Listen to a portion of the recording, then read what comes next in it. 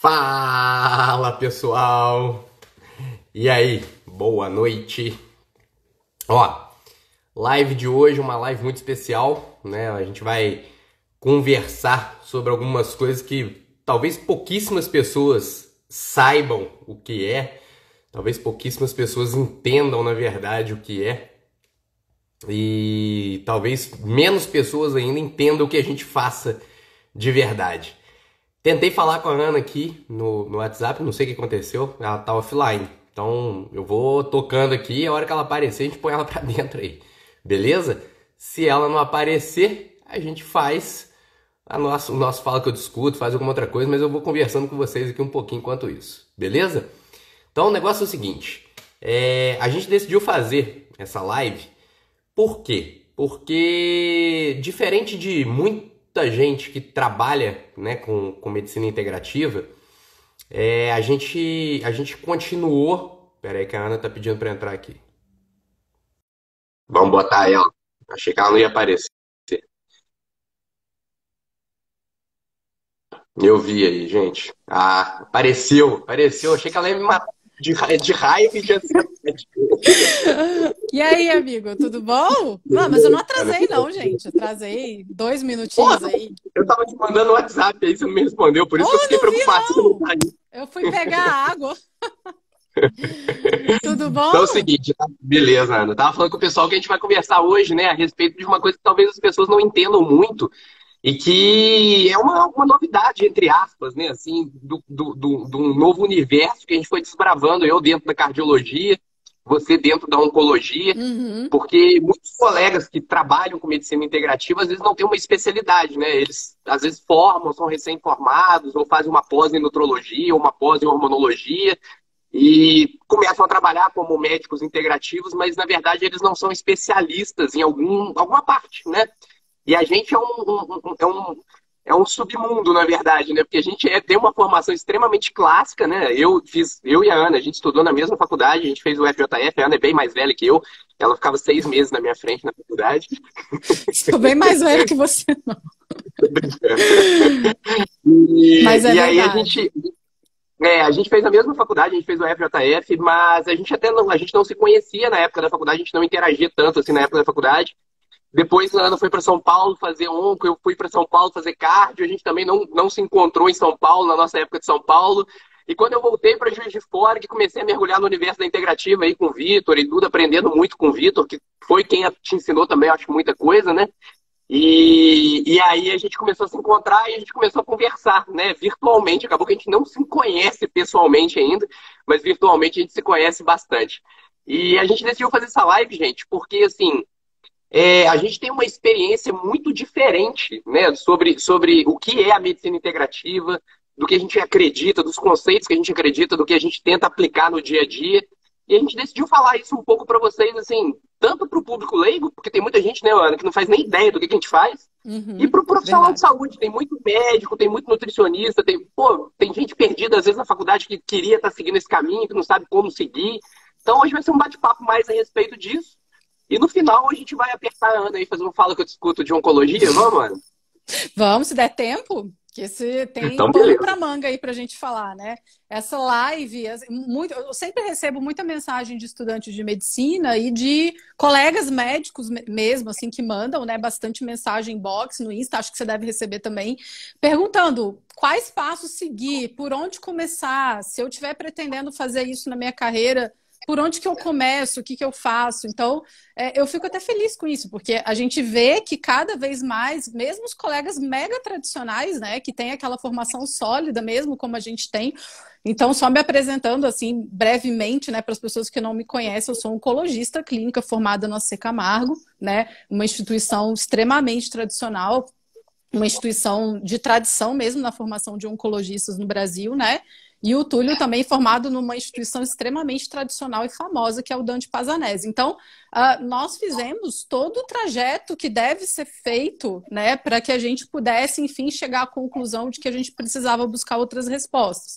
Então, Então, a gente fez a faculdade, fez a residência de clínica médica, né? E depois fez, que é pré-requisito para a especialidade, depois fez a residência da especialidade. E eu acho que isso é muito importante, Túlio. Eu acho que a especialidade te dá uma maturidade depois para que você consiga conectar os pontos com mais assim equilíbrio, com mais sabedoria, né? Eu acho que você conhece bem os dois lados da moeda. E eu acho muito importante. Eu acho que para mim faria muita diferença caso eu não tivesse a especialidade. Embora... Eu concordo 100% contigo. Assim. A primeira, quando eles me perguntam isso, que eles te perguntam sobre como os primeiros passos, como formar e tudo, a minha resposta é sempre a mesma. Assim, ó, não pule etapas. Né? Eu respondo a mesma coisa. Eu também, porque eu acho que é muito importante. Até para você ter bagagem, sabe? Porque, por exemplo, hoje quando alguém me questiona alguma coisa sobre colesterol, sobre aterosclerose, sobre alguma coisa, sei lá, de arritmia, qualquer coisa ligada ao sistema cardiovascular, eles sabem com o que eles estão falando, sabe? Eles não estão falando com uma pessoa que acha que sabe sobre alguma coisa. Então, assim, eu tenho autoridade para debater mesmo com pessoas de formação excepcional, ou às vezes até com os meus professores, sabe? Então, assim, dá para conversar, dá para debater, dá para você ter argumentos, né? E eu acho que a oncologia é a mesma coisa, né? Eu acho que é importante até para você ter um nível de respeito na discussão, né? É muito difícil você conseguir acessar um médico tradicional com novos conceitos, com conceitos de bioquímica, de fisiologia, se você não conhece o outro lado também, o lado tradicional, os artigos científicos, as evidências mesmo do que aquela especialidade do ponto de vista tradicional te traz. Então, eu acho que é fundamental. Embora a gente tenha diversos colegas que não têm especialidade, trabalham com medicina integrativa, fazem um trabalho excelente, porque tem o especialista na retaguarda. Eles não ficam sozinhos com o paciente, que é um ato de responsabilidade, né? É ter o especialista na retaguarda, integrando também a parte integrativa. Então, eu acho que... a menor dúvida, assim, não é obrigação, né, fazer uma residência, ainda mais se a pessoa não quiser. Por exemplo, tem muita gente que termina uma faculdade e que não faz a menor ideia do que quer fazer. Não quer ser cardiologista, não quer ser oncologista, não quer ser gastro, não quer ser nada, quer ser clínico, né? Quer trabalhar atendendo o paciente e tudo. E tá tudo certo, né? E se a pessoa quer ser clínico, atendendo o paciente, e quer fazer isso de uma maneira muito bem feita, ele pode sim fazer alguns cursos de medicina integrativa e tudo, mas assim, jamais se intitular especialista em alguma coisa. Isso é uma coisa que eu acho muito importante, né? Porque a gente vê também às vezes os colegas se intitulando especialista em algo ou querendo debater algo que não está na alçada. Na alçada, dele. exatamente. Está errado, né? Eu acho que realmente você falou. Pega, conversa com um profissional adequado, um profissional que tem uma formação gabaritada e que fale a mesma língua, né? Eu acho que isso é muito importante. Então, assim, eu quando recebo paciente de algum médico integrativo, eu recebo muito. Cara, é muito bom, porque eu consigo conversar com um colega na mesma língua, entendeu? E isso você também deve sentir a mesma coisa. Isso é muito bom nessa parte, né? Exatamente, a gente saber respeitar também todos os pensamentos e todos. E não olhar. Eu acho que uma coisa que eu aprendi muito é não criticar algo que eu não tenho capacidade técnica de criticar. Eu aprendi muito isso, né? Então, com certeza. Ortomolecular é coisa de charlatão, ortomolecular é picaretagem, tá? Mas o que é ortomolecular? O que algum ortomolecular tem para me dizer sobre isso? Então, eu não sei você, mas o que eu cometi desse erro na minha vida até 2014, eu também. 2015, eu olhava, na verdade, a nossa vaidade, ela é tão grande que a gente tende a falar que não tem evidência científica, algo que a gente não conhece. Sim, né? Sim, ou algo sim. que, sei lá, a gente fica esperando guidelines, sei lá, as coisas chegarem prontas no guideline. Não, aquilo ali não está no guideline, aquilo ali não foi publicado. Eu estou lendo revista científica todo dia, então, como você ousa dizer que, né, que algo tem evidência científica que eu não sei? Então, a gente tende a ter esse reflexo. Não, isso aqui não tem evidência. É simplesmente porque você não procura sobre aquele assunto, porque às vezes você nem sabe que existe aquele assunto para poder pesquisar sobre aquele assunto, né? Exatamente. Então, assim, é muito mais profundo do que isso, né? Hoje eu fiz um post, acabei de fazer um post sobre bergamota, né? O extrato da bergamota. E o benefício que ele traz no sistema cardiovascular, principalmente no perfil lipídico. Cara, se fosse há 1 ano e meio atrás, 2 anos atrás, alguém viesse falar comigo disso de bergamota, eu ia falar, cara, não existe, entendeu? E para com isso, vai lá, acorda, tá maluco? Cara, tem um monte de estudo científico, um monte de coisa sobre, e é só pesquisar sobre e procurar sobre. Mas para você conseguir pesquisar e procurar, você precisa saber que existe, né? E Exato. aí, saber que existe, você precisa realmente ter alguns conceitos por trás disso que eu acho que são muito importantes. Então, eu queria saber de você, vai, te entrevistando agora. O que que você fez? Assim, primeira coisa, como que você despertou para isso? Que você precisava fazer alguma coisa a mais do que a oncologia tradicional, tá? E aí, o que que você fez? Como é que você foi? Aonde você foi procurar? O que que você foi buscar? Conta um pouquinho aí. Então, eu comecei comigo mesma. Então, eu fui a minha primeira paciente, né? Eu tinha uma saúde bem, assim, bem ruinzinha mesmo, principalmente na época da própria residência de onco. Eu desenvolvi um quadro de fibromialgia incapacitante. Eu considero que era incapacitante, porque ele me limitava para as minhas atividades habituais. Eu era incapacitada para atividade social. Eu ficava acamada algumas vezes, assim, onde eu poderia estar saindo, poderia estar vivendo normalmente. Eu preferia ficar de cama de tanta dor que eu sentia. Era dor severa. E eu chegava a tomar 8 remédios por dia. Nem todas as pessoas sabem que eu passei por isso, né, na época da residência, porque eu ia trabalhar e fazia tudo do mesmo jeito. Mas o meu humor era ruim, né? Justamente por conta dessa dor. E eu tomava um remédio atrás do outro, sempre ali só agregando. Então, pregabalina, Zolpidem, Rivotril, duloxetina, associava antidepressivo, emendando, anti-inflamatório, tudo. Eu só piorava, eu só piorava. Então, eu comecei a procurar outros caminhos, a ler sobre outras coisas, e aí começou a me despertar um interesse sobre bioquímica, sobre fisiologia mesmo. O que será que está acontecendo no meu corpo que alguma coisa não está certa aqui?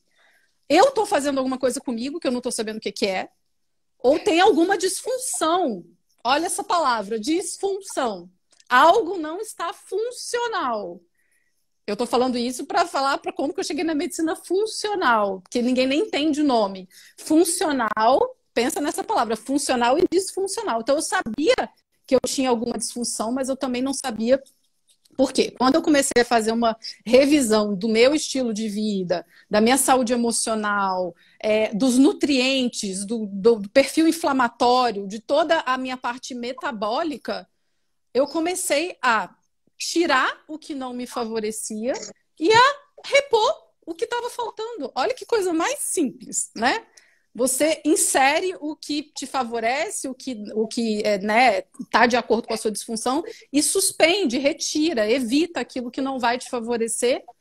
E eu não tenho mais dor há muitos anos, né? Assim, muitos anos, 3, 4 anos mais ou menos, eu não sei o que é dor, não sei. Então, eu sou uma pessoa curada de fibromialgia? Eu não sei, não tenho certeza, mas eu tô tendo uma remissão muito prolongada. Eu nunca Mas mais você, tive mas dor. você foi autodidata, assim, nesse início, ou você já saiu caçando algum curso, alguma coisa Eu assim? passei em um médico, passei em um colega que foi quem me abriu assim a cabeça, mas depois eu deslanchei e fui estudando tudo sozinha. Aí eu não parava de ler, eu não parava de ler, eu não parava de estudar artigo, e aí foi que realmente eu falei assim, eu vou seguir esse caminho para mim. Se vai ser na minha especialidade, eu não sei.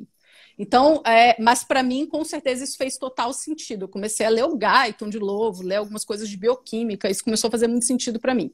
Quando eu formei, né, toda a residência de oncologia, eu não estou falando da Secamal, todas as residências do Brasil, tem uma formação extremamente focada ali em medicação, quimioterapia, estudo clínico, né? Então, é uma formação totalmente cartesiana. Quando você sai da residência, eu fiz uma residência maravilhosa, sou extremamente grata a tudo que eu aprendi com os meus professores. Eu comecei a ver ao longo aí dos 2 primeiros anos da carreira que eu não conseguia melhorar meu paciente. Não conseguia. Eu sabia, você na cardiologia deve saber isso, a gente decora tudo, a gente sabe hazard ratio, a gente sabe curva de sobrevida, a gente sabe nome e aonde foi publicado o artigo, às vezes a gente sabe o nome do Sim, primeiro autor do artigo. E a gente cria sim. essa coisa, né, que tem até um pouco de vaidade entre os colegas, quem sabe mais dados, né, quem sabe mais coisas. E aquilo eu comecei a refletir, gente, eu não consigo, eu sei tudo isso, mas o meu paciente continua deprimido, ele continua com diarreia, ele continua sem fazer planos, ele tem câncer, mas ele não consegue fazer um projeto, ele não está vivendo bem. O meu paciente não está vivendo bem com isso que eu sei hoje. Eu sei a sequência de tratamento correta, eu sei a quimioterapia que eu tenho que fazer, eu sei a droga que eu preciso oferecer para ele, mas ele não está bem. Ele não está bem, não está feliz. Eu não vi o olho do meu paciente brilhar. E eu também não sabia para quem encaminhar. Então, quer dizer que eu vou ser uma porteira agora, eu vou encaminhar meu paciente. Tem essa queixa, vai para gineco, tem essa, vai para dermato, tem essa, vai para não sei quem, tem essa, vai para psiquiatra. Eu também não queria isso, ser uma distribuidora, sabe? Eu falei, eu quero ter domínio e na verdade, eu quero resgatar a clínica médica na minha especialidade. Eu quero voltar a ser clínica. Eu quero conhecer o meu paciente na profundidade dele. Eu quero saber como estão todos os aspectos da qualidade de vida, né? Tudo, sono, saúde emocional, intestino, níveis de energia, pele, unha, cabelo, tudo, né? Uma consulta bem completa.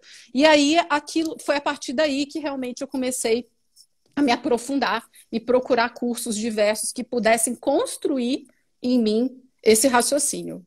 E foi a melhor decisão de vida que eu tomei, porque hoje os meus pacientes, eles têm uma qualidade de vida, assim, completamente diferente. São histórias, inúmeras histórias, inúmeros depoimentos e realmente o caminho foi acertado. O caminho não podia ser outro. Eu li alguns relatos de pacientes seus, assim, realmente é incrível, assim, o carinho que eles têm por você é uma coisa incrível, e isso já, por si só, já fala mais do que qualquer coisa. E segundo, você vê realmente o relato de como que eles melhoram e tal. É bem legal, bem legal, bem legal. Eu espero nunca ter câncer, mas se eu tivesse câncer, eu ia te procurar com certeza. Obrigada. Mas, assim, voltando, você me perguntou por onde eu comecei. Eu ia te perguntar uma outra coisa. Eu ia te perguntar o seguinte. Tá. Apesar disso tudo que você falou, essa base toda que você tem e tudo, da parte tradicional, você aplica ela até hoje, não aplica? Ela faz parte do seu dia a dia, não é? Nossa, eu sou totalmente quimioterapeuta, entendeu? Eu sou totalmente... Então, é isso que as pessoas têm que entender, entendeu? Porque, por exemplo, dentro da minha cardiologia, eu continuo aplicando todos os meus conceitos da cardiologia tradicional. Claro que agora, o que eu consigo fazer? Eu consigo enxergar e individualizar a terapia muito melhor. Então, assim, eu sei quando usar aquele determinado remédio e, às vezes, fora do guideline, ou não concordar com o guideline, enxergar e individualizar aquilo para aquele paciente. Mas eu falo com todo mundo pensa assim, Túlio, mas, pô, você não gosta da estatina, não sei o quê. Cara, estatina é o remédio que eu mais passo até hoje no meu consultório. Mas disparado. Mas, assim, para paciente correto, na hora certa, com a indicação correta, com a indicação precisa, não à toa, igual a maioria acaba fazendo por aí. E aí eu tenho certeza que é isso que acontece contigo, né? Você agrega mais informações, você agrega mais... Isso aí. Exatamente. Como assim? Na verdade, vou até aproveitar um gancho para outra pergunta que muitas pessoas fazem, né? Tem um curso para fazer? Tem, assim, me indica um curso. Gente, não tem. A medicina integrativa no Brasil, esse nome, medicina integrativa, se você for procurar pós-graduação para fazer, ela vai estar muito focada na parte de... vou dar exemplos, meditação, yoga, técnicas mente-corpo, acupuntura, né? Muito ligado também a terapias holísticas, que é maravilhoso, é imprescindível, melhora muito a qualidade de vida do paciente, mas ela não vai tão a fundo na parte de metabolismo, que é o que a gente pega bastante, eu resolvi fazer essa fusão com a nutrologia, né? Então a parte metabólica mesmo. E aí, assim, na verdade, então não tem um curso que vai te dar todos esses conceitos. O que eu fiz? A primeira coisa, quem quer trabalhar com abordagem integral do paciente, vamos chamar assim, que abordagem integral você vai pegar tudo, você vai pegar os conceitos da integrativa e vai pegar também fisiologia, bioquímica, suplementação. Então, para quem quer começar a pensar em transpor isso para a sua carreira, primeira coisa, seja humilde. Seja humilde. Não vá para um curso achando que aquelas pessoas são picaretas ou que tudo que elas estão falando não tem evidência científica. Então, a primeira coisa seja humilde e reconheça que tem coisas que pode ser que você não saiba mesmo, que você não faça a menor ideia. E foi isso que eu fui fazendo. Eu frequentei tudo que você possa imaginar, Túlio. Eu fui em curso de longevidade, curso de ortomolecular, fiz o curso do Dr. Atur, fui para o IFM, fui para os Estados Unidos, para o Instituto de Medicina Funcional dos Estados Unidos, né, para ver o conceito deles. Então, eu rodei bastante, eu fiz bastante amizade, me juntei com bastante gente e no final, o que eu fiz? Eu juntei o que fazia sentido para mim e fiz a minha medicina. Nem tudo que eu vi fez sentido para mim. Muita coisa não fez. Muita coisa ali não dá para aplicar em paciente oncológico. Muita coisa eu não posso fazer junto com químio. Mas eu respeitei aquelas pessoas, eu fui atrás dos artigos científicos, eu peguei tudo que tinha sentido e que poderia ser aplicado com segurança e eu montei a minha forma de atender. Então, hoje ela é muito focada na parte de saúde metabólica, né? Com essa pegada da nutrologia que eu tô... Oi, Andra, tem médico humilde sim, minha querida. Perguntou alguma coisa? Igual em todas as profissões, existem médicos humildes, né? Aqui, por exemplo, você tem uma ótima amostragem de 2 médicos humildes. Então, assim, não vem tentar denegrir uma classe, porque a gente é médico e a gente defende a nossa classe. Então não vem com esse papinho de médico humilde, que não sei o quê. Cara, é óbvio que tem muito médico babaca por aí, tá? Mas não tenta generalizar as coisas, não. Isso é muito feio, cara. Aliás, isso é uma das coisas mais feias que existem. É tentar generalizar e falar que ninguém é humilde, que ninguém consegue fazer a coisa bem feita. Pô, você tá dentro de uma live, ouvindo 2 médicos falar, e você vem aqui e escreve médico humilde. Ah, sinceramente, pelo amor de Deus, desculpa, Ana, só o desabafo aí, vai lá. Relaxa, amigo. Assim, eu acho que, na verdade, sei lá, eu até meio que entendo um pouco essa questão das experiências individuais de cada um, né? A gente mesmo, às vezes, entre os colegas, a gente tem dificuldade, né? Porque às vezes a gente também quer discutir um caso e a gente vê que aquela pessoa ela não tem humildade para escutar o teu...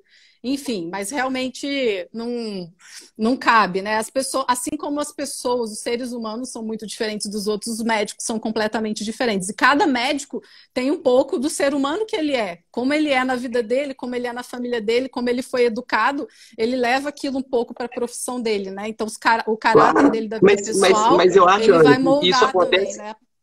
Eu acho que isso acontece em todas as profissões, né? Assim, porque assim, não é uma característica do médico, porque o médico já tem tanto isso de ser Deus, ser egocêntrico, ser não sei o quê. Cara, eu conheço um monte, mas um monte de médico que não tem nada disso. Agora, é óbvio que eu conheço médicos que são assim? Claro, óbvio, um monte. Agora, conheço dentistas que são assim, não tem a menor conheço condição. arquitetos que são assim, conheço corretores de imóveis que são assim, eu conheço todas as profissões que são assim. Então, assim, Com certeza. enfim, beleza, vamos continuar o papo. Voltando, assim, para trabalhar com medicina integrativa, você sabe disso. A gente vai ter que abrir a nossa cabeça para conceitos novos, para estudar coisas diferentes daquilo que a gente estudou na residência. E quando você é desafiado intelectualmente a sair da tua zona de conforto, aquilo mexe com você, né? Então, assim, meu Deus, como assim? Como assim existe um outro caminho? Como assim tem coisas que eu não imaginava que existiam? Como assim tem publicações que eu não fazia ideia de que estava tendo aquele nível de discussão nessas revistas científicas? Então, você tem que realmente... A humildade nesse sentido, de você abrir a sua cabeça para escutar o que outras pessoas têm para te ensinar, para te falar, e filtre.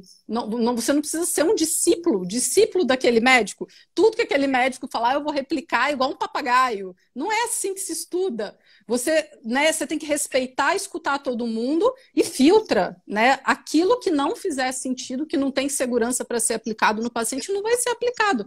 Foi assim que eu fiz e deu muito certo, assim, né? Então, tanto que hoje eu tenho, graças a Deus, assim, bastante colega onco que me encaminha. A gente consegue fazer essa junção, assim, de um jeito super respeitoso, super... sabe, rola uma admiração mútua mesmo, a gente consegue interagir bastante, porque ele vê também que eu consegui ajudar o paciente dele de alguma forma e a gente está unindo forças, né? Então, isso é muito legal, né? Isso é o reconhecimento máximo, assim, né? O máximo é a melhor coisa que pode acontecer, na verdade, porque assim, a partir do momento que você tem os seus colegas da mesma especialidade te encaminhando o paciente, igual eu tenho colega cardiologista, paciente meu, cara. Isso para mim é a honra máxima, assim, nada se compara a isso, assim, né? Pô, o cara é cardiologista e ele é meu paciente, o cara tá confiando muito em mim, sabe? Então, assim, é muito bom quando você chega nesse ponto onde você consegue ajudar as pessoas.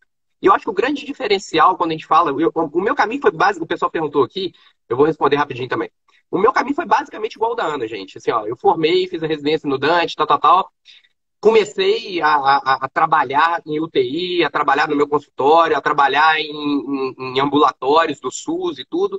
E dentro daquilo ali, ali, eu via que eu estava meio que no mecanicismo, sabe? Tratando da mesma forma, o mesmo, vários pacientes com a mesma medicação, com efeitos totalmente diferentes, com resultados totalmente diferentes, com efeitos colaterais totalmente diferentes, e às vezes o resultado não sendo o que eu queria, e eu achava aquilo assim, pô, eu falava, cara, mas para fazer isso aqui qualquer robô faz, sabe? Não precisa de ser um médico, não precisa ser eu.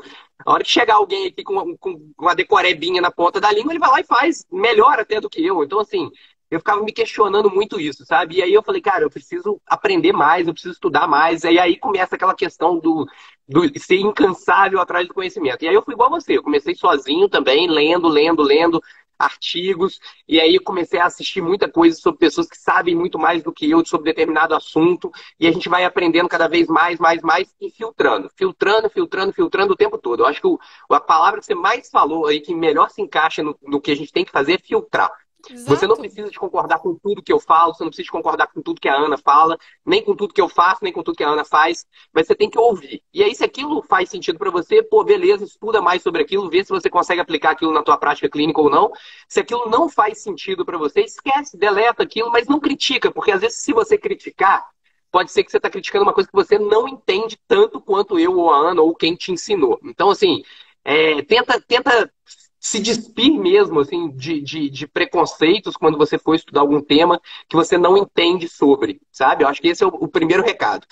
Aí o segundo recado é o que a Ana falou. E aí sim, começa a procurar algum curso que faça sentido para você, alguma coisa que consiga te ensinar, alguma coisa que às vezes agregue muito conhecimento num determinado local. Porque, por exemplo, eu quero saber, sei lá, sobre sistema cardiovascular integrativo. Cara, tem um curso meu e do Vitor que fala tudo sobre isso. Beleza. Eu quero saber sobre intestino. Pô, tem um cara no Brasil, que é o Murilo Pereira, que fala tudo sobre intestino. Procura o curso do cara. Quero saber sobre hormônio. Pô, tem vários cursos. O do Ítalo Rachid, por exemplo, é um baita curso sobre hormônio. Quero saber sobre, sei lá, sabe? Assim, tem vários temas que você pode ir procurando. Ortomolecular. Pô, o Arthur Lemos é sumidade. Então vamos procurar o Arthur para tentar ver algum curso do Arthur. E aí vai indo nesse sentido. E você vai filtrando, vai lendo, vai estudando, vai filtrando. Se você não tiver condições ou não quiser fazer aquele curso, mas quiser se aprofundar, por exemplo, no assunto, cara, segue aquela pessoa, começa a ler o que a pessoa está lendo, começa a interagir com aquilo que a pessoa está publicando, tenta assimilar aquilo ali, estuda por conta própria e vai tocando a vida. Eu também fui procurar fora, fui no IFM, também fui eu acho que é interessante lá também, poder... às vezes a gente... Pode falar, desculpa, Túlio. Pode falar. Tá cortando um pouco aqui para mim, Túlio. Para mim também. Para mim também tá. Mas eu tô te ouvindo numa boa, dá para ir. Tá. Eu parei na parte que você estava falando que fez IFM também.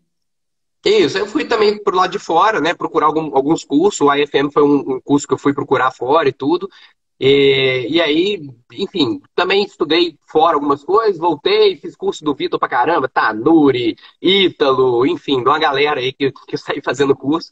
E vai filtrando, né? O que você falou, eu aplico tudo do que eu aprendi? Não, cara, eu fiz um curso de hormonologia, por exemplo, que eu não aplico praticamente nada do que eu aprendi. Mas, cara, eu sei, pelo menos agora, não criticar, sabe? Eu sei que aquilo ali existe, eu sei que aquilo ali é uma coisa que tem embasamento científico, eu fui procurar as referências, e eu sei respeitar aquilo melhor. Então, acho que esse é um caminho bacana aí para as pessoas poderem seguir aí. Exatamente. Acho que o Dr. Arthur, né, ele é um exemplo assim, de humildade muito grande. Eu gosto demais dele. Assim, a gente fez uma amizade pessoal mesmo, e ele é o ortomolecular de referência mesmo, né? Um dos grandes ortomoleculares aqui no Brasil. E o cara é uma enciclopédia de artigo científico. Então, uma pessoa chegar e falar que o Dr. Arthur, por ser ortomolecular, não tem ideia do que ele está fazendo ou é um charlatão, isso é uma coisa que não tem, assim, sentido algum. É uma coisa... isso chega a ser preguiça de estudar, entendeu? Isso é uma pessoa que fala uma coisa dessa sem conhecer, sem ter lido uma evidência científica sequer das milhares que ele mostra no curso dele, né? Isso chega a ser um ato de preguiça total mesmo, de sentar a bunda na cadeira e ler outras coisas, né? Então, eu acho que é isso. A gente tem que saber que a gente tem coisas bacanas para aprender com outros colegas e que, obviamente, dentro da sua especialidade, nem tudo você vai aplicar, né? Como oncologista, eu tenho uma preocupação enorme com a parte de estresse oxidativo durante quimioterapia. Então, tem muita coisa da parte integrativa que não tem condição de usar, entendeu? Como eu disse, eu sou quimioterapeuta, eu continuo lendo artigo científico, estudando oncologia, frequentando congresso de onco. O meu paciente, ele tem que ter o tratamento convencional preservado. A eficácia dele tem que ser preservada.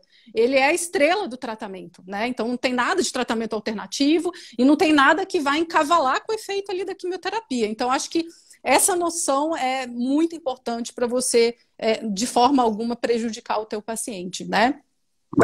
Mas você só consegue chegar nessa noção, nesse grau de noção, porque você sabe muito da oncologia clínica e aí sim você consegue aplicar os conceitos da medicina funcional integrativa dentro dessa sua especialidade.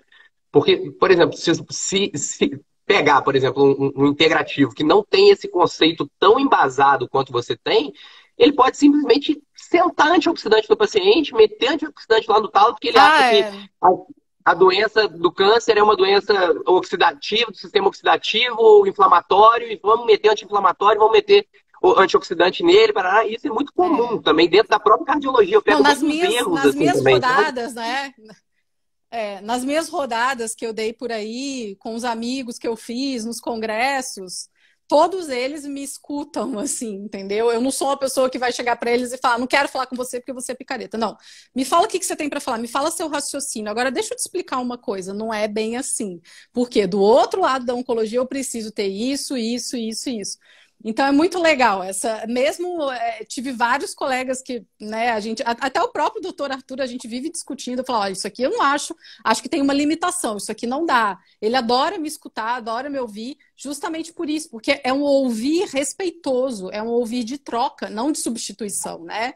Então, realmente, mexer com oncologia integrativa, o buraco é bem baixo, você precisa conhecer as evidências da parte tradicional, senão você não consegue fazer uma coisa muito equilibrada. Então, hoje eu também recebo assim, pacientes de outros médicos integrativos que às vezes querem, às vezes até um respaldo. Olha, isso aqui que eu estou fazendo pode, isso aqui eu tenho que suspender, não tem aquela segurança, né, de fazer. E eu acho isso maravilhoso, é uma troca realmente incrível.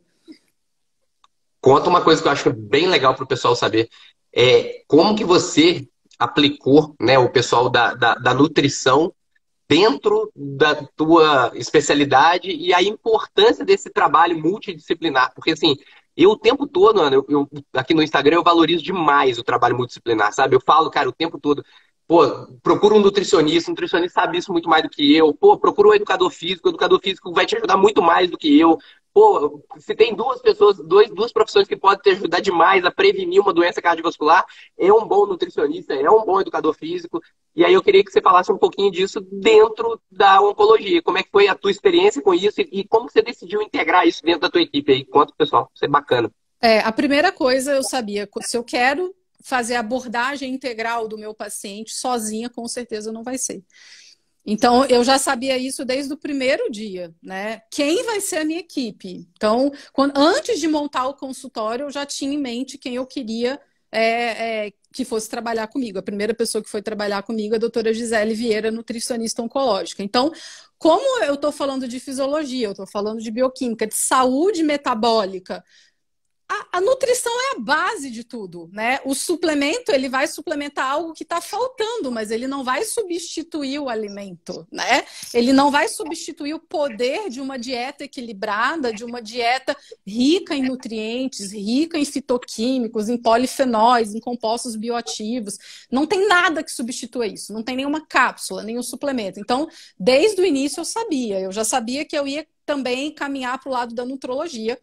Hoje, assim, é um foco bem forte meu. Quero perseguir essa segunda especialidade, esse registro, né? De realmente ter o RQ de nutróloga. Então, eu já sabia desde o começo, eu quero trabalhar com composição corporal, pegar aquele paciente com câncer obeso, tirar ele daquele terreno obesogênico, pegar o paciente com caquexia, sarcopenia, melhorar a massa muscular dele. Então, desde o início eu sabia, sem nutricionista eu não vou ficar, sem nutricionista eu não fico.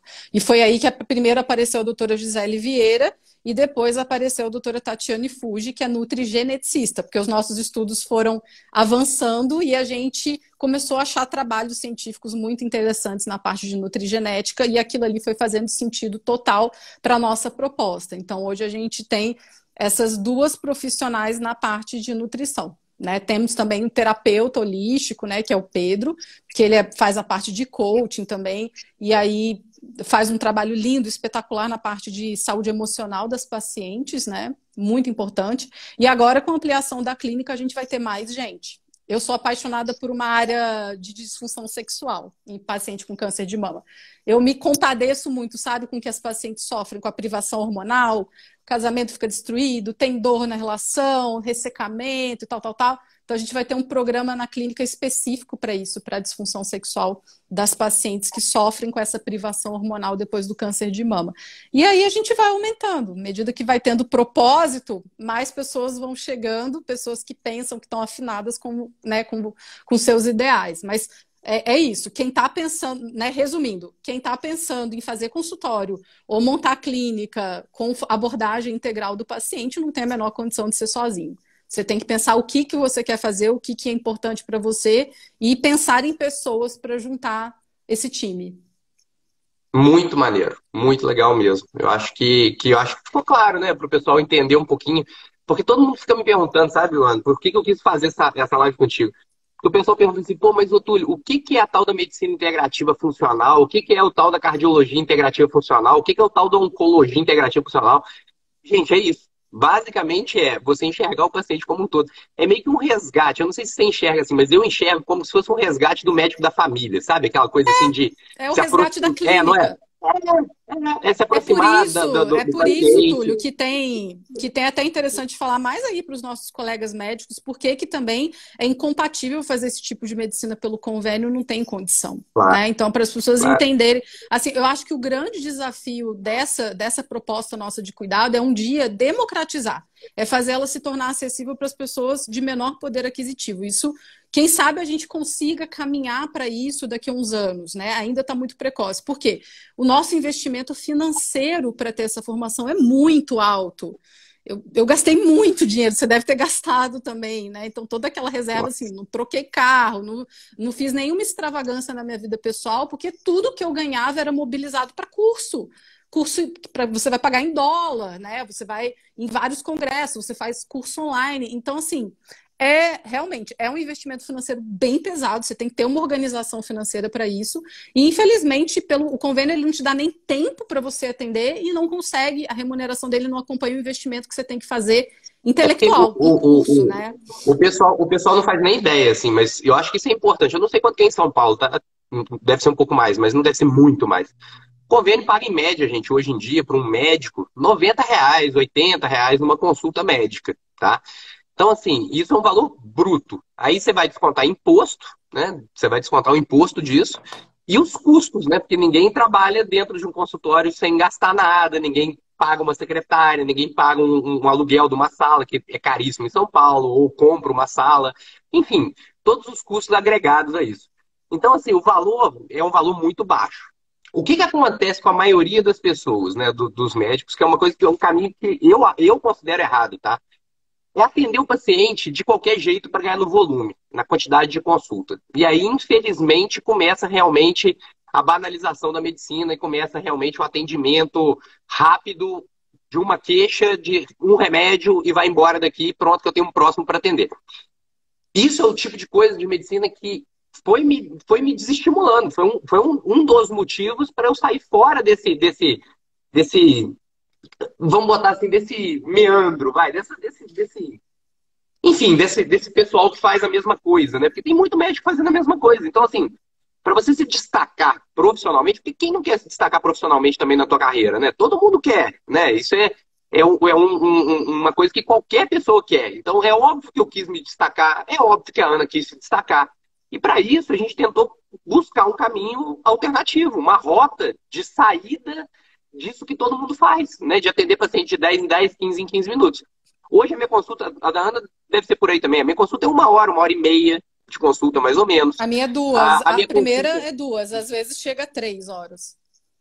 Caraca, não, a minha não. A minha fica ali no máximo uma hora e meia, vai. A Mas se o primeira paciente também. consulta é longa, é bem longa. É bem longa mesmo. Se o Então, eu paciente atendo também me poucos demandar pacientes mais, por eu dia. fico. Poucos pacientes. Ah, mas Isso... quantos pacientes você atende? Poucos, bem poucos. Não, É eu também. muita energia que eu dou para um paciente só, entendeu? Uma primeira consulta que leva 2 horas e meia, assim, a minha energia foi toda para aquela pessoa, né? Então eu preciso ter um tempo, né? Fazer um lanchinho, tomar uma água, tomar um café e dar um pouco da energia para a próxima. Mas não é um tipo de medicina de volume. Você não vai trabalhar com Não volume. mesmo. Você vai fazer uma Não medicina mesmo. Não mesmo.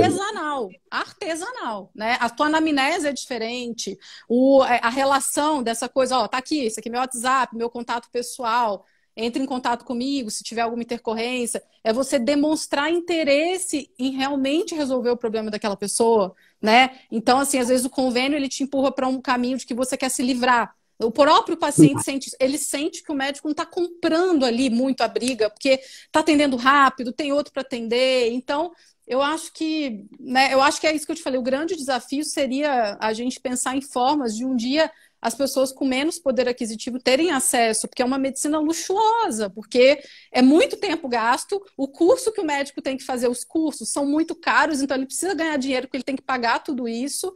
Então acaba sendo uma coisa para quem pode realmente pagar. Isso não é legal. Isso é legal que a gente pense em caminhos para democratizar, né? E o próprio custo depois do paciente também, né? Para poder arcar, às vezes, com a suplementação, também não é uma coisa barata, né? O paciente acaba depois tendo que fazer um investimento na própria saúde, assim, às vezes até maior do que o investimento que ele fez na consulta no longo prazo. Então também é uma coisa que, infelizmente, também acaba. Exatamente, isso pegando. também entra aí uma questão também da farmácia magistral, né? Como que a indústria farmacêutica magistral pode também, talvez, democratizar mais o acesso a esses ativos, são os ativos que a gente usa nos suplementos, né? Então, acho que é um caminho, sabe, Túlio? Eu acho que isso no Brasil ainda é muito recente, tem poucos profissionais mexendo com isso, trabalhando com isso. Então, infelizmente, o caminho inicial vai ser esse. Eu preciso pagar os meus cursos, eu preciso que isso venha para mim, e definitivamente não é o convênio que vai me abrir esse caminho, eu vou ter que ir sozinha. E quem sabe daqui a uns anos a gente consiga abrir a cabeça dos hospitais, dos convênios, para que a gente consiga ampliar mais o acesso da população a esse tipo de cuidado, né? Porque realmente faz uma diferença absurda. Quem sabe um dia a gente consegue. Concordo. Pessoal, acho que foi isso. Ana, agora vamos abrir para as perguntas do pessoal da oncologia aí. Vale, vamos fazer um fala que eu discuto rapidinho? Podemos. Pode? Aí, ué, abre aí. O que tem de pergunta de onco? Então, eu não estou vendo muita pergunta de onco. Não, ainda ninguém mandou nada, porque a gente não estava abrindo para pergunta. Mas, ó, só para você entender então, gente. Eu faço sempre um fala que eu discuto, né? Direto, aqui com os meus seguidores, sempre sobre cardiologia. Às vezes bate uma pergunta de algum tema que eu não sei. Então agora vai aberto aí para perguntas sobre oncologia. Aqui em cima alguém perguntou, Ana, que eu passei rápido o olho, tá? Ele falou que fez quimioterapia há 10 anos atrás e até hoje ele tem sequelas dessa quimioterapia, sabe? Ele falou ali rapidamente de olho seco, sabe? E aí ele perguntou por que eu ainda tenho isso até hoje. É difícil responder assim, precisaria entender exatamente quais são os sintomas, qual foi o protocolo, como que ele evoluiu nesses 10 anos para a gente buscar outras possíveis causas, tá? De forma geral, quimioterapia não é um tratamento que habitualmente deixa sequelas irreversíveis, tá? Ela pode cursar com uma toxicidade aguda, às vezes até tem alguma toxicidade ali crônica, mas que com o tempo vai se resolvendo, mas na prática clínica são casos de exceção, a gente não vê um paciente ficar sequelado ou extremamente debilitado por conta de quimioterapia. Como que a alimentação influencia na recidiva de um câncer?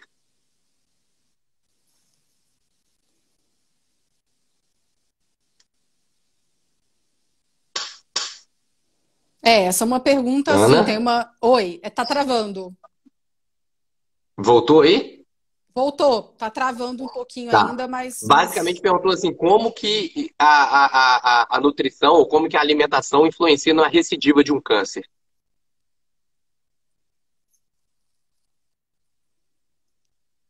Ô, Túlio, eu vou tentar tirar o meu Wi-Fi aqui, vou deixar no 4G, só um minuto, tá? Vai lá, vai lá.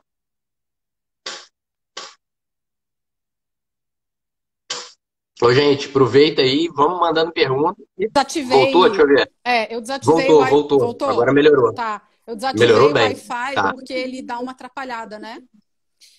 Então, sobre Beleza, então vai alimentação, lá. assim, então, de forma geral, gente, vou falar de uma forma muito simplificada, tá? Porque tem trabalhos, assim, mostrando estratégias nutricionais específicas, dependendo também do tumor primário, né? Então, cólon pode ter algumas estratégias mais interessantes e específicas para ele, né, relacionadas à microbiota, câncer de mama ou outros, mas de forma geral, o raciocínio de uma pessoa, né, para fazer a dieta depois de um câncer é uma dieta com baixa densidade calórica, então a gente precisa entender a diferença entre caloria e nutriente, né? Hoje, a dieta ocidental hoje da vida moderna, ela é extremamente calórica e careca. Então, hoje é muito comum a gente ver pacientes com sobrepeso ou aqueles gordinhos desnutridos. Então, assim, nutrição não tem nada a ver com caloria. Nutriente é outra coisa. Então, a gente precisa pensar em dietas com baixa densidade calórica, não são hipocalóricas, mas que alimentos que não forneçam de uma vez um monte de caloria, de uma vez, esse que seria o conceito de densidade, e ricos nutricionalmente. Nossa dieta precisa ter fitoquímico, antioxidante, polifenol, precisa ter né, minerais, ela precisa ser rica, nutricionalmente rica, para que isso possa melhorar a nossa resistência à insulina ou prevenir, né? Manter um ambiente desinflamado, né? Manter o sistema imune proficiente, né? Se tiver alguma célula ali anormal, alguma divisão anormal, nosso sistema imunológico fica mais proficiente, mais capaz de eliminar aquele erro. Então, de forma geral, seria uma dieta mais rica em nutrientes, que parece simples, mas não é. Hoje a minoria das pessoas tem uma dieta rica em nutrientes. Também muito pobre em proteína, também proteína de alto valor biológico. Então, tem muito carnívoro que come a carne vermelha sem uma salada, né? Sem um legume, tem trabalho já mostrando isso, que é totalmente diferente você comer a carne vermelha acompanhada ali de fibra, porque aquilo ali vai minimizar o contato do ferro M e dos carcinógenos da carne vermelha com a mucosa do seu cólon. Então, uma coisa é a carne vermelha chegar ali pura, outra coisa é ela estar envolta por fibra e por essas substâncias antioxidantes. Então, enfim, eu acho que de forma geral seria isso. É sempre importante procurar um nutricionista oncológico. O nutricionista oncológico, ele tem os insights, ele lê artigo científico e ele está atualizado nas recomendações que vão se transpor em recomendações individuais, né? Naquela pessoa, com aquele estilo de vida, com aquela composição corporal, o que faz sentido para ela. E uma coisa que eu acho que é importante falar, que todo mundo pergunta também, é assim, não existe uma alimentação anti-câncer que não seja anti-doença coronariana, por exemplo, que não seja saudável. Uhum. A alimentação saudável, gente, é o que a Ana falou, né? É assim, é você realmente valorizar nutrientes, né? E comer comida de verdade. Basicamente é isso, sabe? Assim, não tem muito segredo, não tem muito mistério. Agora, é óbvio que existem protocolos específicos, igual a Ana falou, né? Principalmente para doenças específicas, ou para recidivos específicos, ou para indivíduos, né? Individualizar sempre. Ana, cetogênica, assim, o pessoal pergunta, né? Muito de cetogênica. Se você for ver mesmo trabalho científico, né? Que tem maior nível de evidência para tumor de sistema nervoso central. Tanto que a gente fica mais animado de fazer lá no instituto, né? Eu e as meninas, a gente gosta bastante de fazer para glioma e outros tumores do sistema nervoso central, né? Porque o nosso neurônio saudável, ele consegue usar corpo cetônico como substrato energético, ele consegue usar corpo cetônico e glicose. O neurônio doente, ele não tem plasticidade metabólica para usar corpo cetônico. Então, a gente explora essa fragilidade metabólica da célula neuronal doente, e isso é respaldado por diversos artigos científicos, diversos trabalhos, não sou eu que estou falando. Agora, eu vejo um clamor muito grande da cetogênica para câncer. Como assim, gente? Câncer são doenças completamente diferentes, de evoluções e de mutações, algo completamente diferentes. Mama, uma coisa, próstata é outra, via biliar é outra, pâncreas é outra. Então, tomar muito cuidado, né, com esse excesso de de glamorização que tem em torno da cetogênica para paciente oncológico. Não é assim, tá? Se você for olhar o que a ciência fala, é para indicações específicas. Então, você não pode fechar tanto a sua cabeça que, nunca vou fazer cetogênica. Mas é saber Uma indicar. coisa que eu aprendi com você, eu acho que é muito importante o pessoal saber, é que quando for fazer uma cetogênica, gente, com um nutricionista, porque assim, a cetogênica, se for mal feita, pode causar um desbalanço energético importantíssimo. Nossa, pode entrar numa caquexia ali durante um tratamento oncológico e pode piorar tudo. Então, assim, isso é muito importante, né? A gente vê, com certeza. Coenzima Q10, muito prescrito, né? Sempre foi muito prescrito, mas é um antioxidante. Como usar ele durante um tratamento quimioterápico? Depois, assim, até então, esse era um tópico, assim, relativamente controverso, assim, na oncologia. Não tinha um grande estudo mostrando o impacto dos antioxidantes na quimioterapia. Depois, no final do ano passado, já saiu, né, os dados de um estudo que foi publicado na JCO, e esse estudo chamou mais a atenção da gente para ter mais parcimônia durante a quimioterapia em relação ao uso de antioxidantes, tá? Então, de forma geral, depois da publicação desse estudo, a gente quadruplicou, né, o cuidado, a gente já não usava antioxidante durante a quimio de forma, assim, dose alta ou suplementando, e agora, na verdade, a gente tende a contraindicar. Não só não usar, mas, por exemplo, se a gente pega um paciente que está usando, a gente suspende. Porque realmente a coenzima Q10 é antioxidante e a gente deve evitar usá-la em quimioterapias que agem por mecanismo de estresse oxidativo. Nem toda quimio age por esse mecanismo. Então, você tem drogas-alvo na oncologia que também não agem por mecanismo de geração de radicais livres. Mas para aqueles protocolos onde a geração de radicais livres ela é importante para a eficácia terapêutica, não é boa ideia. Qual a explicação para criança ter câncer? Como que a nutrição pode entrar nesse quesito aí?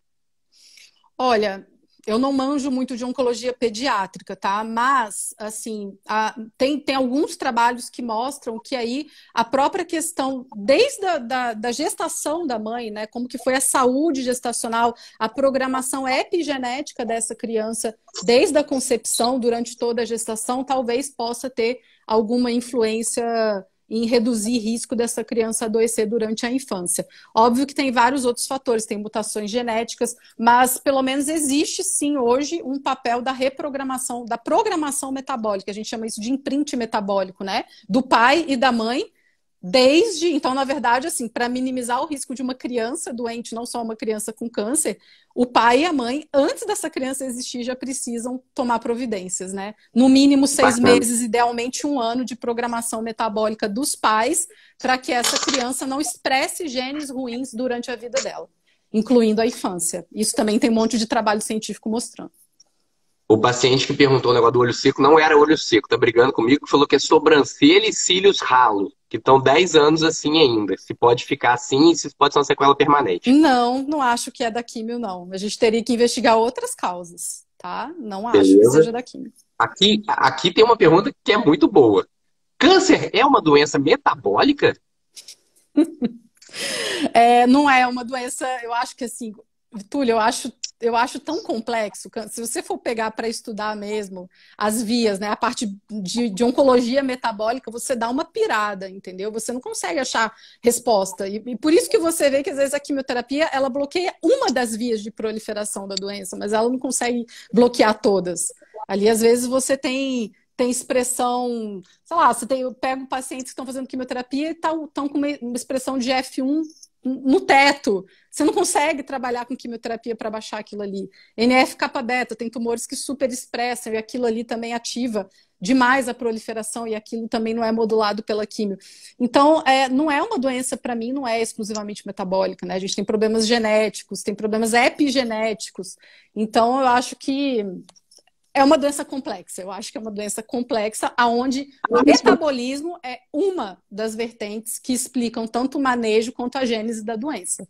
Mas não explica a mesma coisa vale para doença cardiovascular. O pessoal, assim, eles generalizam muito, né? Eles falam que a doença cardiovascular é simplesmente uma consequência de um hiperinsulinismo, consequência de uma inflamação. Não é. Tem muita coisa por trás disso. Eu acredito que isso possa até contribuir no câncer, sim, também, de alguma forma, com certeza. mas não, talvez nem seja o principal, né? Eu atendi um paciente no consultório, que é médico, inclusive, semana passada. E ele perguntou pra mim assim, pô, Túlio, cara, eu sou magro, sempre fui atleta, sempre fui nadador, e, cara, eu não sei por quê, eu tenho 3 stents, coloquei 3 stents aos 32 anos de idade. Falei, cara, vamos lá, vamos ver. Cara, na família dele, irmão morreu aos 23, pai morreu aos 29, mãe morreu aos 29, tudo de infarto, infarto mesmo. Dislipidemia familiar homozigótica com colesterol lá nas alturas, Nossa. um LDL lá nas alturas. E aí ele questionando, pô, sempre tomei a estatina e nunca fez o efeito. E mesmo assim eu tive que botar o stent, que não sei o quê. O exercício não serviu de nada. Eu falei, não, cara, você tem que chegar pelo outro lado. Olha só, o pessoal da sua família todo morreu. Você não morreu, você botou 3 stents, né? Então, Uhum. assim, na pior das hipóteses, você teve ali uma formação de circulação colateral, você teve uma oportunidade para tratar isso daí. Claro que valeu a pena. Enfim, é só para exemplificar que isso daí eu concordo 100% contigo. O pessoal está perguntando aqui uma pergunta boa também, olha só. Como minimizar os efeitos colaterais da quimio só com alimentação? Olha, se você tiver uma dieta com densidade nutricional, já contribui bastante para diminuir o risco de efeitos graves da quimioterapia. E outra coisa importante, né? Aí também a questão de carboidrato. Muita gente, é isso que eu tô te falando, o pessoal da cetogênica para tudo, para todo tipo de câncer, ou jejum intermitente para tudo, para todo paciente, para todo tipo de câncer.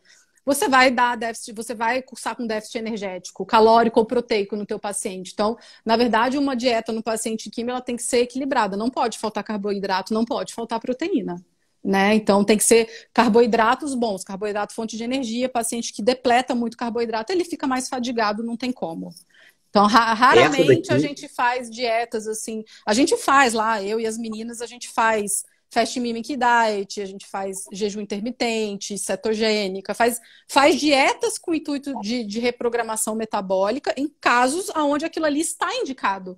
Mas com muito cuidado, né? Cuidado redobrado nos pacientes que estão em químio, que já tem uma tendência para perder massa muscular. Nesses, quando a gente faz, a gente fica muito em cima da massa muscular. A gente faz bioimpedância, fica em cima o tempo inteiro. Se ele estiver ensaiando perder massa muscular, a gente interrompe. Então, se você fizer tá. com respaldo e com cuidado, né, tudo bem. Mas de forma geral, não pode fazer nada radical, nada sozinho num paciente em quimioterapia, nem pensar.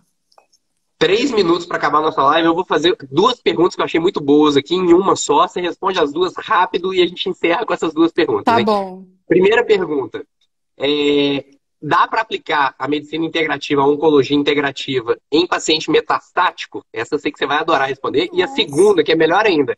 Como você aplica a medicina, a oncologia integrativa na prevenção de câncer? Vai lá, manda bala. Tá, eu só vou dar o exemplo do aquário. Talvez eu não consiga falar isso em 3 minutos, mas vocês mesmos vão tirar a conclusão se vale a pena trabalhar isso no paciente metastático ou não. Então, imagina que um paciente com câncer metastático é um peixe que está nadando no rio Tietê. Esse aqui é o aquário que está imundo. Aqui dentro desse aquário tem água podre do rio Tietê. E esse peixe está nadando aqui. Eu tiro esse peixe daqui, dou tudo para ele. Tiro o tumor dele, dou o melhor cirurgião, o melhor hospital, o melhor oncologista, eu dou tudo para ele. O que vai acontecer se ele pula aqui de novo? E isso vale para o paciente metastático também. Que você pensa num rio com uma água podre e pensa num aquário aqui que tem a água do rio bonito. E aqui está o peixe, né? Agora você imagina também se eu jogo uma quimioterapia aqui e se eu jogo uma quimioterapia aqui. Imagina que esse paciente tem metástase também. Olha o terreno aonde eu estou jogando o tratamento. Eu estou jogando uma água totalmente imunda e aqui eu estou jogando num terreno limpo. Então, isso é para explicar de uma forma muito besta, assim, muito simples, o que diversos artigos científicos falam. De como que é uma doença complexa e como que vale a pena deixar o paciente saudável. Eu preciso deixar o meu paciente saudável, mesmo ele estando metastático, mesmo ele tendo metástase. Aí eu acho principalmente, né, eu tenho uma obsessão em deixar o paciente metastático bem, maravilhoso, inflamação controlada, composição corporal adequada, dormindo bem, intestino funcionando bem, saúde emocional tinindo. Esse paciente ele tem que ficar saudável. Ele precisa nadar nessa água aqui. Ele não pode receber os tratamentos dele nadando no meio do rio Tietê. Isso não faz sentido. E se a gente for procurar a resposta... Na prevenção, mais ainda, prevenção secundária, depois de um câncer. Não, prevenção primária. Prevenção assim, primária... O paciente foi lá te procurar. Falou assim, poxa, Ana, na minha família, sei lá, tem uma galera que morreu de câncer, que não sei o que, eu morro de medo de ter câncer, me ajuda. Mesma coisa, Túlio, trabalhar saúde metabólica é o que dá pra gente fazer, é estilo de vida, é o que você faz, é o que o Vitor faz. É o que todos os médicos que trabalham com isso fazem, deixar o paciente o máximo possível saudável, o máximo que ele conseguir, o máximo que ele puder ser. Dentro das limitações das variantes genéticas e epigenéticas que ele vai ter, a gente, às vezes, se a gente puder ter essa informação também da epigenética dele, agrega mais ainda no nosso programa de prevenção, mas realmente deixar o paciente saudável o máximo que puder é o que dá para a gente fazer. E fazer todos, obviamente, os exames de prevenção de diagnóstico precoce. Então, só para vocês entenderem, eu sou especialista em cardiologia, que é a doença que mais mata no Brasil e no mundo. A Ana é especialista em câncer, que é a segunda doença que mais mata no Brasil e no mundo. Então, você que está assistindo essa live aí, a cada 3 de vocês, 2 vão morrer ou do coração ou de câncer. Então, vamos se cuidar, é verdade, velho. Incluindo eu e você, né, Túlio? Incluindo nós dois. Assim, ó, se não for eu e não for você, vai ser quem está assistindo. Olha que coisa ruim, né? É complicado, a gente então, tem assim, que... é sério, gente. 66% das pessoas morrem de câncer ou de infarto. Então, o recado que tem que ficar para vocês é: cuidem da sua saúde. Quando eu falo com vocês, não brinquem com o seu coração, é não brincar com a sua saúde.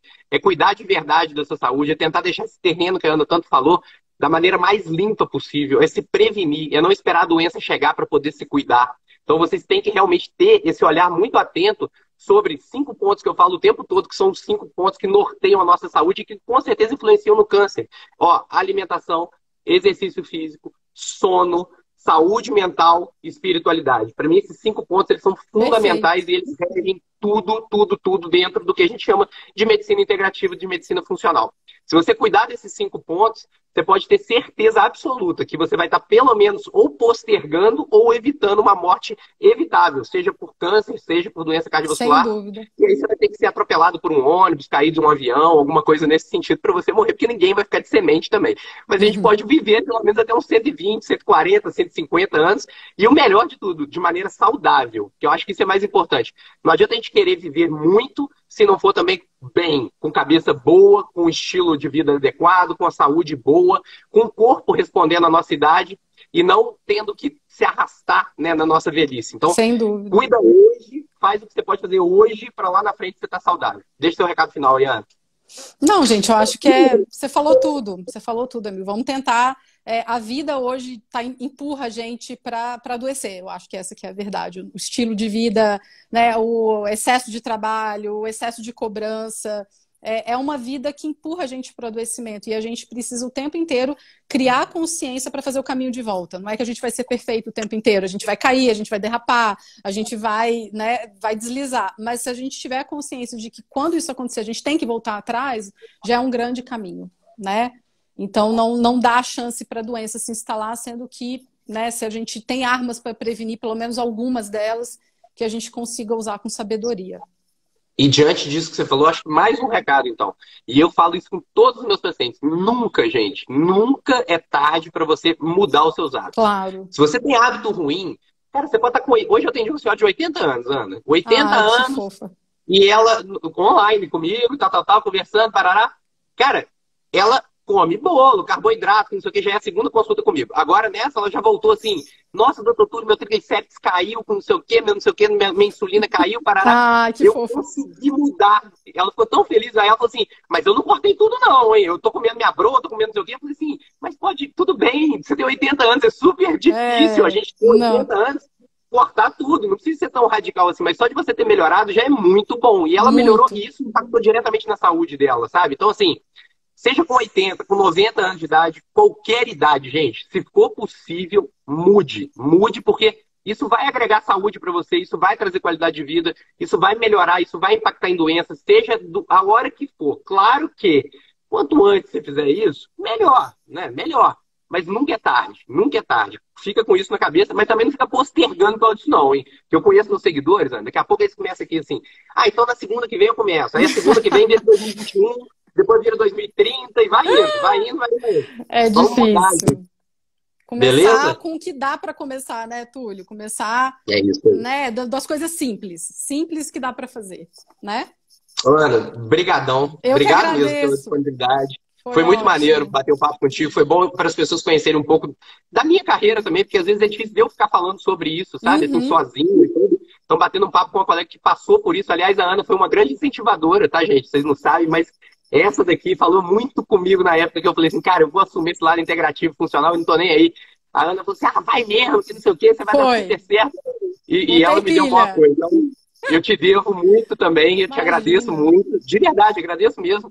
Porque você foi muito importante no momento, assim, muito importante de tomada de decisão na minha vida. E foi também a melhor decisão que eu tomei na minha vida. E você fez parte dessa tomada de decisão. Então, obrigada, amigo. Mesmo. Fico feliz, viu? Te admiro muito. Você é muito top.